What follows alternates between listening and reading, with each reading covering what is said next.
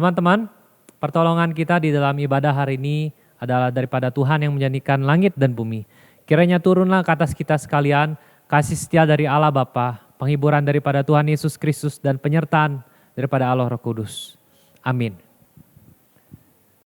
Shalom Rise Generation, rise for Him. Gimana kabarnya teman-teman? Pasti masih dengan suasana tahun baru kan ya? Kita bersyukur kan kita masih boleh beribadah pada hari ini. Nats panggilan beribadah kita pada hari ini diambil dari Mazmur 34 ayat 4. Muliakanlah Tuhan bersama-sama dengan aku, marilah kita bersama-sama memasyurkan namanya. Sebelum kita mulai ibadah kita pada hari ini, kita mau sama-sama berdoa. Tuhan, terima kasih Tuhan, karena Engkau masih setia Tuhan menyertai kami sampai dengan saat ini Tuhan. Tuhan, terima kasih karena kasih setiamu dalam hidup kami tidak pernah berubah Tuhan. Tuhan, biarlah Engkau hadir di tengah-tengah kami Tuhan. Sekalipun kami masih belum bisa bertemu secara langsung Tuhan, tapi percaya Engkau hadir di tengah-tengah kami Tuhan. Engkau juga pimpin Tuhan jalannya ibadah pada hari ini. Biarlah hanya Namu saja permulakan. Kami menserahkan semua ke dalam tangan-Mu. Dalam nama Tuhan Yesus, kami berdoa ucap syukur. Amin. Teman-teman, kita mendatang ke hadirat Tuhan dengan segala kerendahan hati. Kita mengangkat pujian. Be glorified.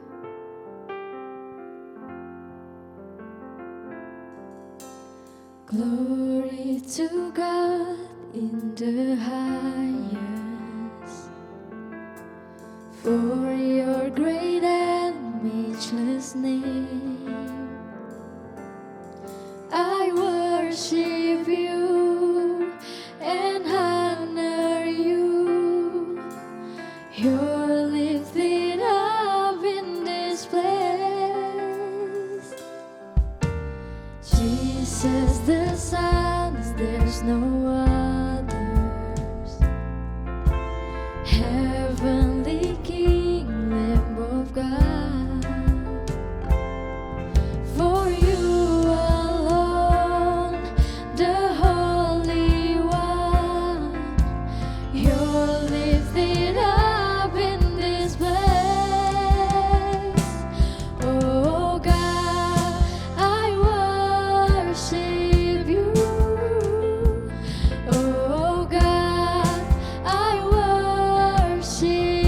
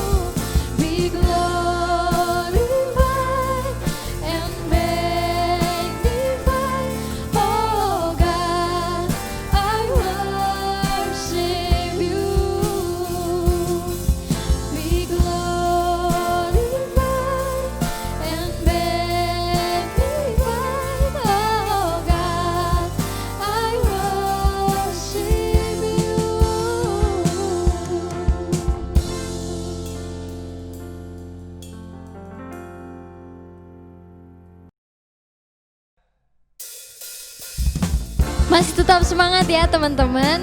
Di suasana yang baru ini, tahun yang baru ini, biarlah kita punya semangat yang baru, tujuan yang baru, dan biarlah hidup kita tetap memuji Tuhan. Yuk kita sama-sama naikkan pujian, hidupku takkan sama.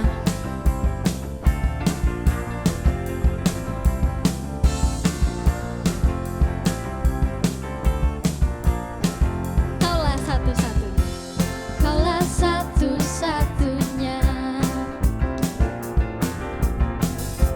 sumber dari segalanya.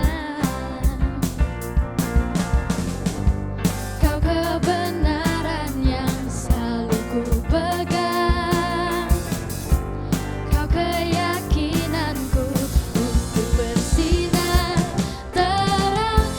Yesus Tuhanku yang berkuasa atasku, hidupku takkan sama.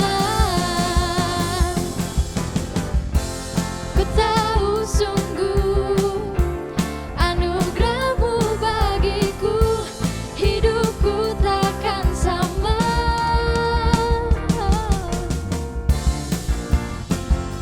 Kita angkat pujian ini sekali lagi dengan penuh semangat.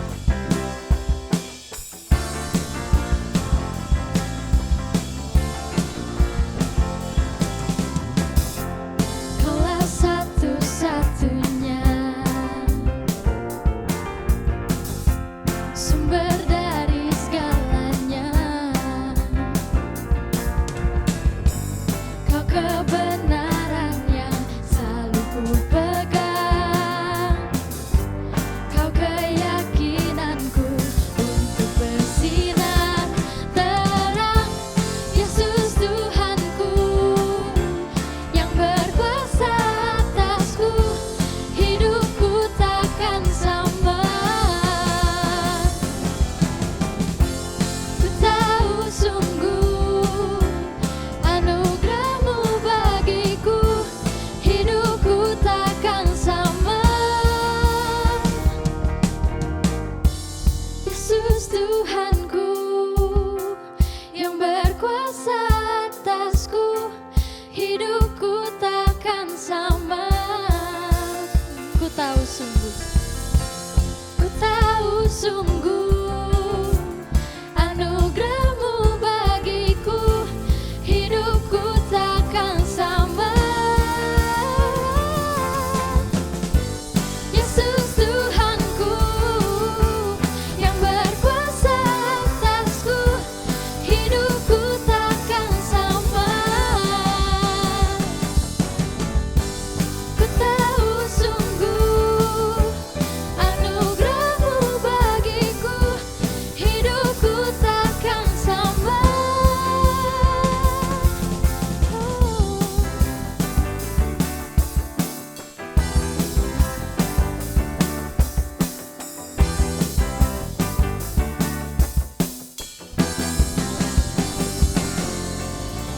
Beri kemuliaan bagi Tuhan.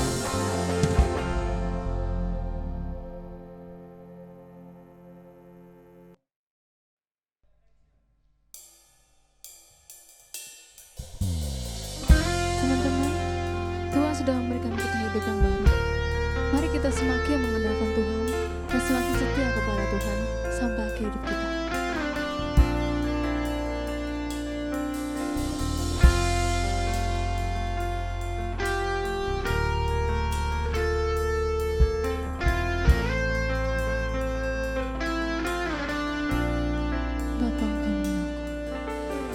Bapa Engkau mengenalku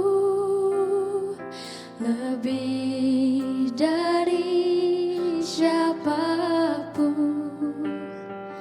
Engkau tahu ceritaku dan isi hatiku.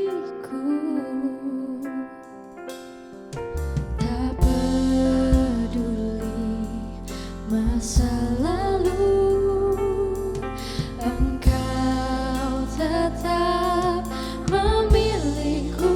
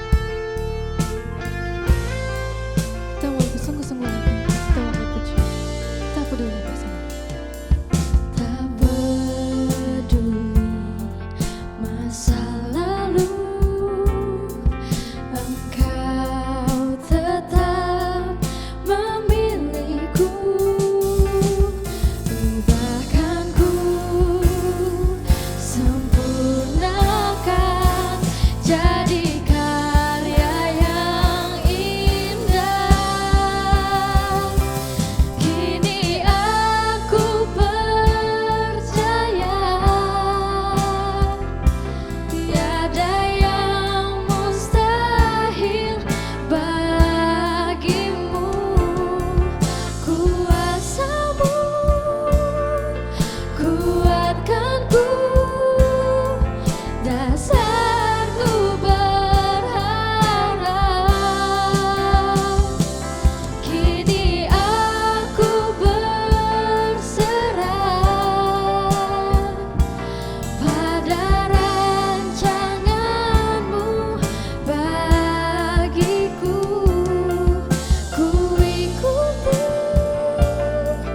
panggilanmu, ku kan setia sampai akhir hidupku. Ku percaya tiada yang mustahil bagimu. Kuasamu kuatkanku, dasarku berharap. Kini aku berserah pada rancanganmu bagiku. Ku ikuti panggilanmu, ku kan setia sampai akhir hidup. Ku ikuti panggilanmu, ku kan setia sampai akhir hidupku.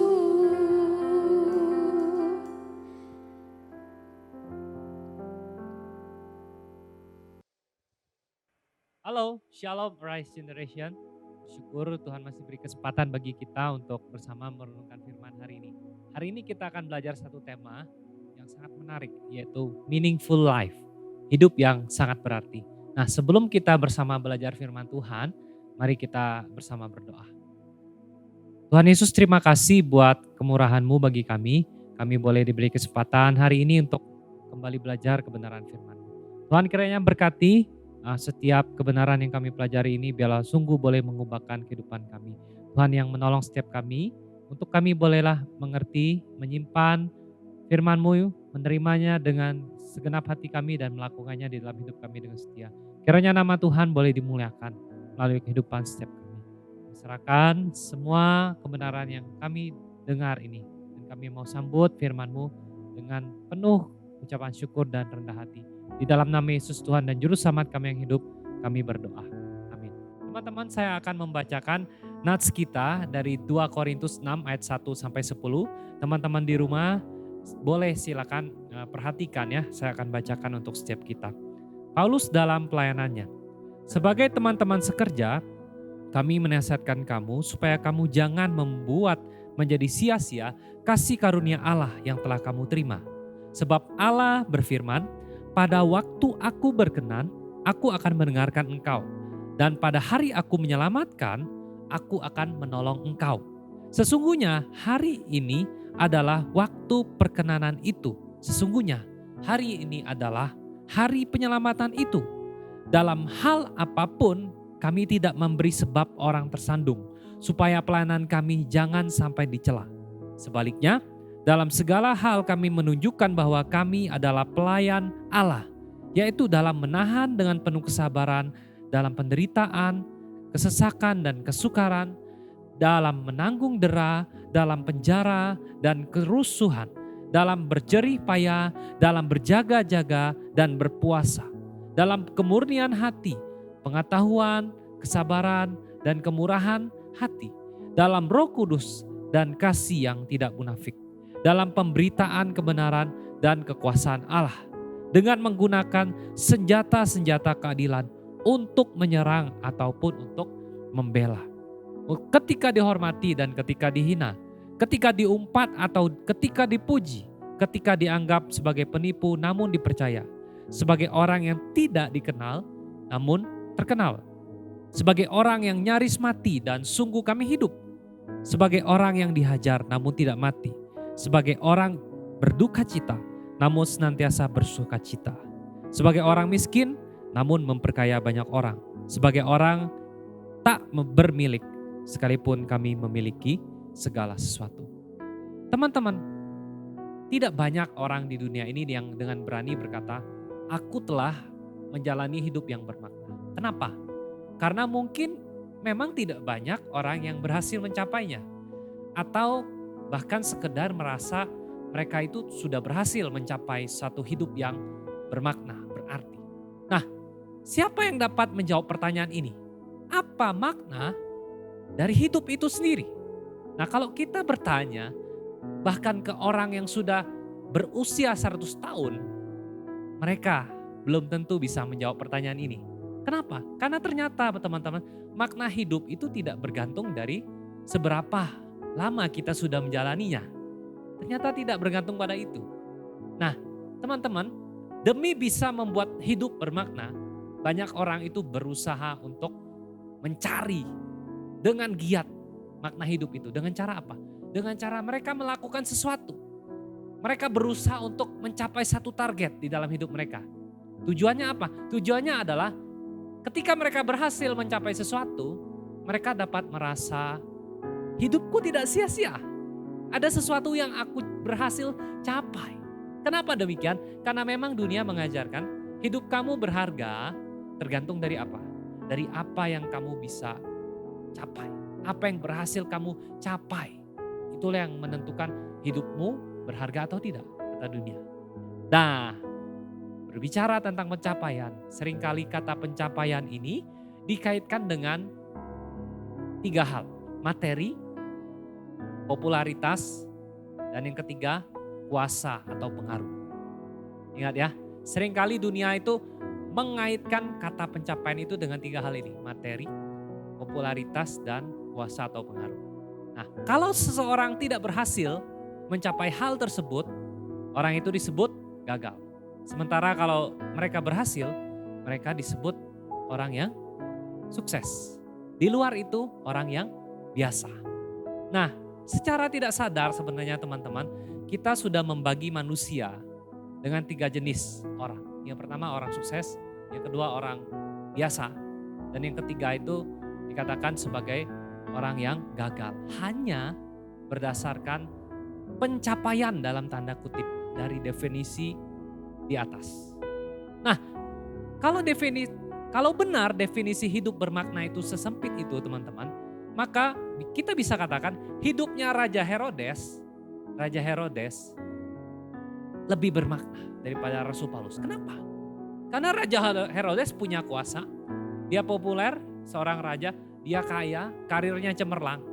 Sementara kalau kita bicara Rasul Paulus, kita tahu kisah hidupnya ketika dia tobat, dia percaya Tuhan Yesus, dia rela meninggalkan karirnya yang cemerlang dan dia menjalani hidup penuh dengan penderitaan. Demi apa?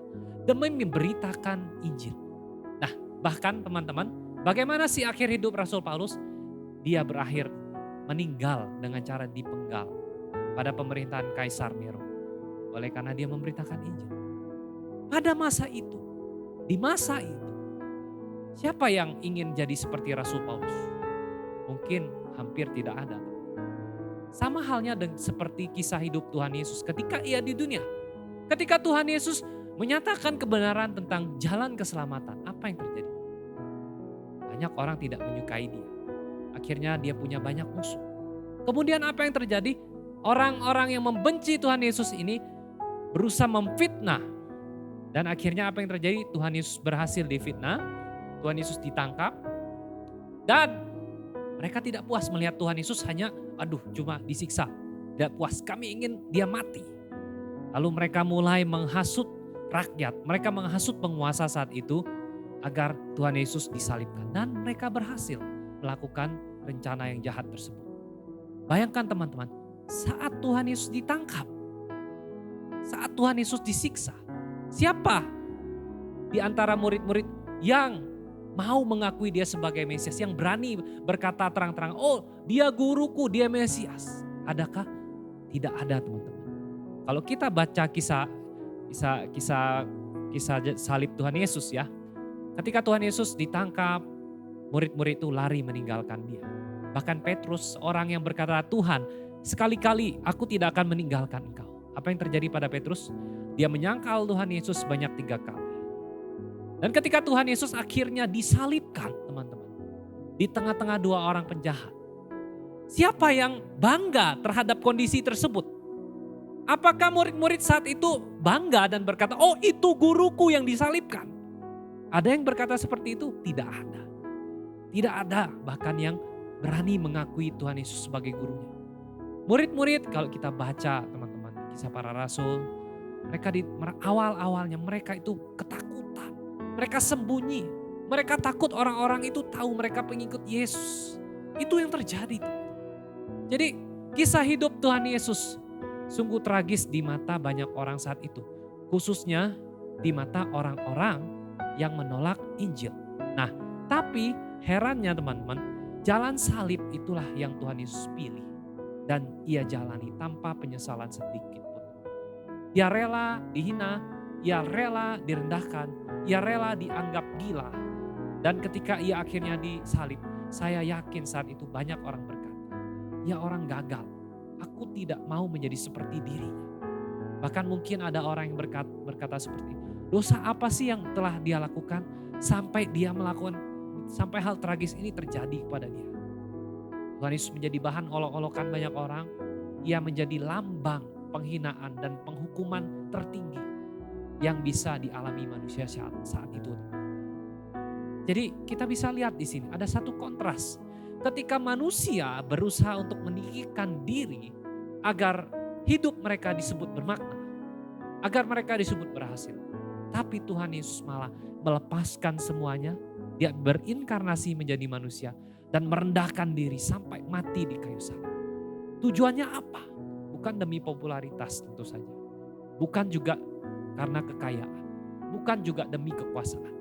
Malah Alkitab mencatat, ia itu adalah Allah. Tetapi kesetaraan dengan Allah itu ia lepaskan. Dan ia memilih menanggung derita. Untuk apa? Untuk menyelamatkan manusia yang terhilang. Sesuai dengan kehendak Bapa. Karena begitu besar kasih Allah akan dunia ini. Sehingga ia rela mengaruniakan anaknya yang tunggal. Supaya setiap orang yang percaya kepadanya tidak binasa. Melainkan beroleh hidup yang kekal. Nah, jadi teman-teman, apa sebenarnya definisi dari meaningful life menurut Alkitab? Nah, dari Alkitab, dari Kristus, kita belajar ternyata meaningful life adalah ketika kita rela melepas segala sesuatu untuk menggenapi kehendak Bapa. Ternyata meaningful life itu bukan ketika kita berhasil mencapai segala yang kita inginkan di dunia. Ternyata bukan itu, teman-teman. Tapi meaningful life adalah ketika kita sebagai anak Tuhan itu berani merelakan segala sesuatu bahkan demi menggenapi kehendak Dia yang telah menebus kita. Itulah makna dari sebuah hidup yang berarti. Sharing hari ini teman-teman bukanlah untuk memberitahukan kepada kalian tentang cara menemukan makna hidup. Karena saya percaya sejatinya makna hidup itu tidak ditemukan, tetapi dianugerahkan. Tanpa anugerah Tuhan, hidup ini tidak akan berarti. Meskipun kita menjadi raja di dunia ini teman-teman, meskipun kita saat ini, detik ini jadi orang paling berkuasa di dunia, paling berpengaruh, paling kaya di dunia. Tapi tanpa anugerah Tuhan, saya yakin hidup kita akan menjadi sebuah hidup yang sia-sia teman-teman. Iman yang dianugerahkan Allah memampukan kita untuk mementingkan kehendak Allah di atas kehendak kita. Sebab iman sejati itulah yang akan merubah seorang manusia yang awalnya egosentris. Semua manusia yang berdosa itu egosentris, berpusat pada diri. Tapi ketika kita mengalami kelahiran kembali, kelahiran baru oleh Roh Kudus, apa yang terjadi? Hidup kita diubahkan. Dari yang egosentris, kita diubahkan menjadi seorang pribadi yang hidupnya kristosentris. Itulah yang terjadi pada para pahlawan iman yang tercatat di Alkitab. Ada satu perubahan yang membuat hidup mereka itu bermakna, menjadi meaningful. Sebut saja contohnya, Maria Magdalena, orang gila di Gerasa yang disembuhkan Tuhan Yesus. Dan juga seorang perempuan yang ditemui Tuhan Yesus, perempuan Samaria di sumur. Apa yang terjadi? Mereka disebut orang-orang biasa. Bahkan beberapa di antara mereka itu bisa dibilang, oh ini orang gagal kata masyarakat. Ada orang gila di situ, mantan orang gila. Ada orang yang dijauhi komunitasnya karena dianggap ini amoral orang. Tapi apa yang terjadi? Ketika mereka berjumpa dengan Tuhan Yesus, hidup mereka diubahkan. Bahkan saya yakin, saya mau katakan bahwa hidup kaisar pun pada saat itu tidak jauh lebih baik daripada hidup mereka. Hidup mereka jauh lebih bermakna daripada hidup kaisar saat itu. Di dalam Tuhan semua ini terjadi. Jadi yang paling kecil dari Allah jauh lebih besar daripada yang paling besar dari dunia. Karena itu teman-teman ingat, anugerah Tuhanlah yang membuat hidup kita itu menjadi meaningful. Ya, anugerah Tuhan yang membuat hidup kita itu menjadi bermakna. Kita yang percaya telah menerima anugerah Allah yang membuat hidup kita itu menjadi meaningful. Yaitu iman kepada Kristus dan keselamatan itu sendiri. Inilah yang membuat hidup kita itu bermakna. Dalam Kristus hidup kita itu meaningful. Akan tetapi teman-teman, ternyata anugerah saja tidak cukup. Kita perlu merespon anugerah Allah agar anugerah itu tidak sia-sia. Nah, seperti apa sikap orang yang menyanyiakan anugerah Allah? Seperti apa? Orang yang menyanyiakan anugerah Allah adalah mereka yang mendengar Injil, lalu mereka menyesal, betul, dengar Injil, menyesal. Mereka berubah, tapi hanya untuk jangka waktu tertentu. Kemudian seiring waktu, mereka mandek. Mereka tidak berjaga-jaga, mereka tidak giat mengerjakan keselamatan itu. Lalu muncullah berbagai tantangan yang menguji iman mereka. Dan apa yang terjadi? Mereka menyerah. Jadilah pertobatan mereka hanya sementara, teman-teman. Nah, setelah sekian waktu, mereka kembali pada cara hidup yang sia-sia. Kembali melakukan dosa dengan sengaja. Pelan tapi pasti mereka makin jauh dari Injil. Tidak ada kerinduan untuk dekat dengan Allah. Tidak ada kerinduan untuk mencari Allah. Namun mereka masih mengaku, oh saya masih orang Kristen. Dan itu membuat mereka aman-aman saja. Oh saya masih Kristen kok, saya masih percaya Yesus kok. Jadi menyepelekan anugerah Allah yang besar. Mereka percaya, tapi tidak mau menyerahkan seluruh hidup mereka untuk Tuhan Yesus. Mereka inilah yang disebut dengan orang Kristen yang terhilang. Mengaku percaya, tapi tidak pernah mau bayar harga sebagai seorang murid. Mereka mengaku percaya, namun pertobatan itu tidak terjadi sepanjang hidup mereka. Teman-teman, selama hidup, iman kita kepada Tuhan pasti akan diuji, pasti. Itulah kenapa kita perlu mengkoreksi diri dan bertobat tiap hari. Kita harus mengkoreksi diri. Kelahiran kembali benar hanya terjadi satu kali, teman-teman. Tapi pertobatan itu harus terjadi sepanjang hidup kita. Itulah kenapa penting bagi kita semua untuk ada waktu berdoa, ada waktu mengkoreksi diri, dan membangun relasi pribadi dengan Tuhan tiap hari. Ini satu hal yang urgent, teman-teman harus ingat.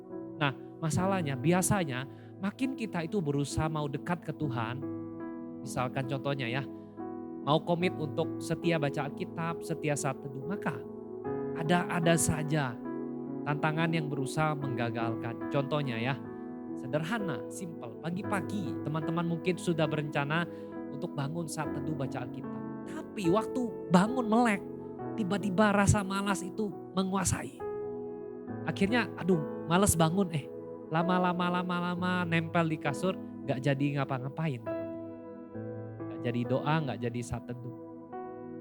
Sekolah online contohnya. Sekolah online ini kan bikin kalian saat ini tugasnya numpuk nih banyak. Kesibukan banyak, rasanya gak ada waktu untuk istirahat kok. Mungkin kalian berkata demikian. Karena apa?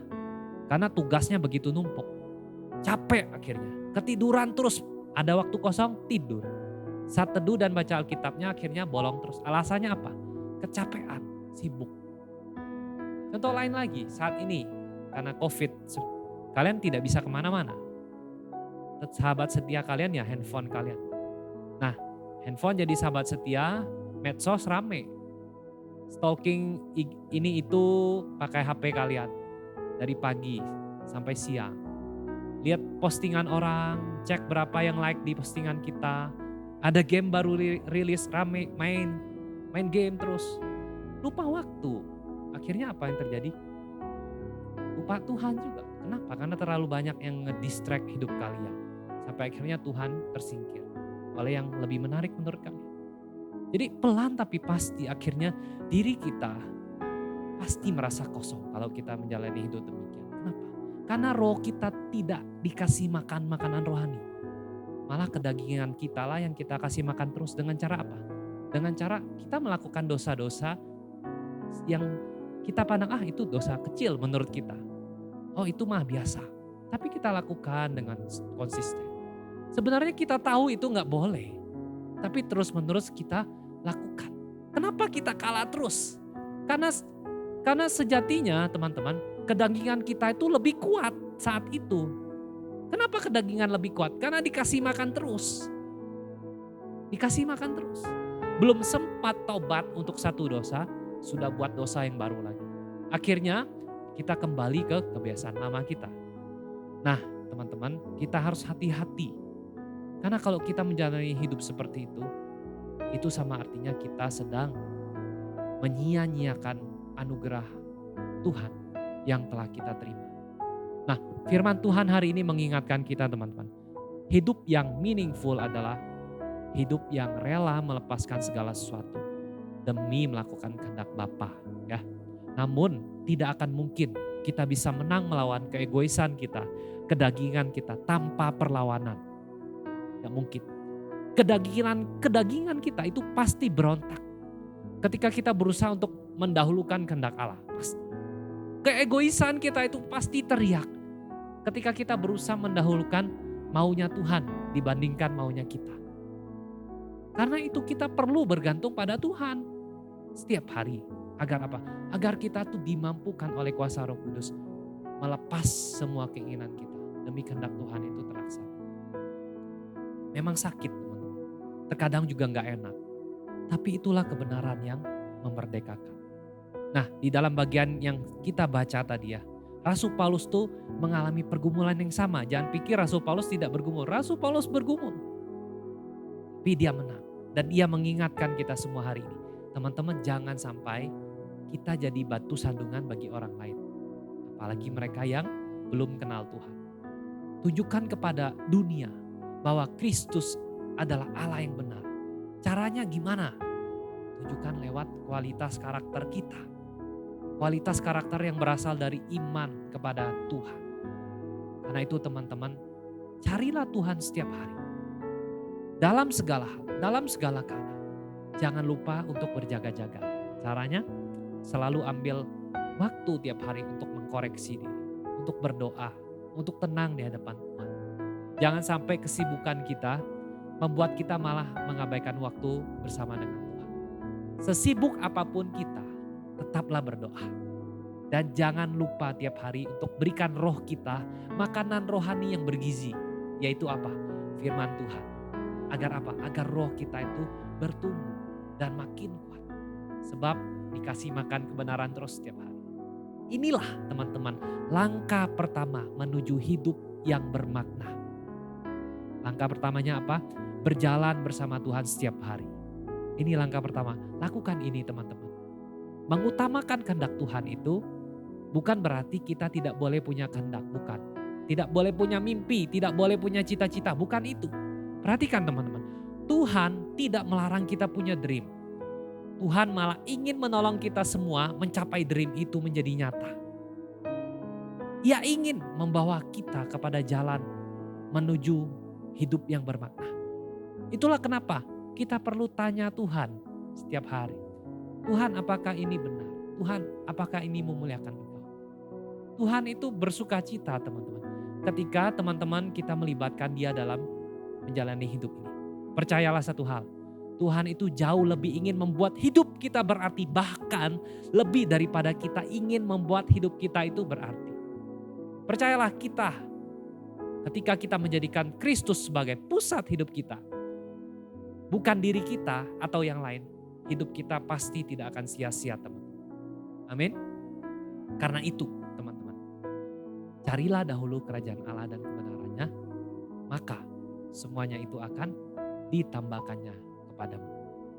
Amin. Mari kita berdoa. Tuhan Yesus, terima kasih karena kemurahan-Mu yang besar. Kami bersama boleh merenungkan kebenaran firman hari ini. Biarlah kebenaran firman hari ini boleh sungguh kami terima dengan segenap hati kami. Dan kebenaran ini sungguh mengubahkan kami, Tuhan. Inilah diri kami, Tuhan. Hamba-Mu telah selesai menyampaikan kebenaran firman-Mu. Kiranya firman-Mu ini sungguh menyentuh hati setiap kami, mengubah kehidupan setiap kami. Tuntunlah kami setiap hari, Tuhan. Agar kami boleh menjadi orang-orang yang mendahulukan kehendak Tuhan di atas segalanya. Inilah hidup kami, Tuhan, kami persembahkan kepadamu. Biarlah bersama Engkau kami mau menjalani hidup ini. Agar hidup kami menjadi hidup yang berarti. Di dalam nama Yesus Tuhan dan Juru Selamat kami hidup, kami berdoa. Amin. Mari kita sama-sama bangkit berdiri. Kita mau sama-sama mengikrarkan pengakuan iman kita. Pengakuan iman rasuli. Aku percaya kepada Allah, Bapa yang Maha Kuasa, Khalid langit dan bumi, dan kepada Yesus Kristus anaknya yang tunggal Tuhan kita, yang dikandung daripada Roh Kudus, lahir dari anak darah Maria, yang berita sengsara di bawah pemerintahan Pontius Pilatus, disalibkan, mati dan dikuburkan, turun ke dalam kerajaan maut. Pada hari yang ketiga bangkit pula dari antara orang mati, naik surga, duduk sebelah kanan Allah, Bapa yang Maha Kuasa, dan dari sana Ia akan datang untuk menghakimi orang yang hidup dan yang mati. Aku percaya pada Roh Kudus, gereja yang kudus dan am, persekutuan orang kudus, pengampunan dosa, kebangkitan orang mati dan hidup yang kekal. Amin. Silakan duduk. Mari kita memberikan yang terbaik melalui persembahan kita minggu ini. Teman-teman bisa memberikan persembahan melalui QR Code yang ada di layar teman-teman.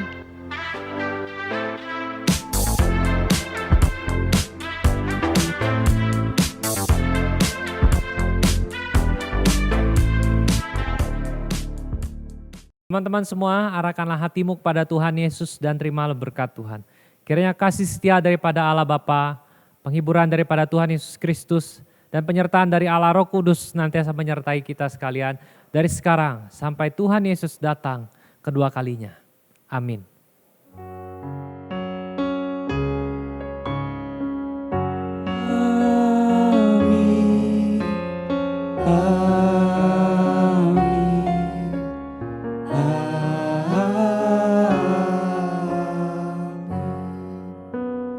Silakan duduk, teman-teman, ambil waktu teduh. Ibadah kita selesai, Tuhan berkati. Shalom Rise Generation, Happy Sunday. Dan juga jangan lupa buat persembahan di QR Code yang sudah kita sediakan. Nah, memasuki tahun yang baru ini, ajaran yang baru, semester yang baru, dan untuk teman-teman kita yang sedang skripsi, biarlah mereka tetap semangat ya. Dan juga ikutin terus update kita di official line dan official Instagram. Rise Generation, Rise for Him.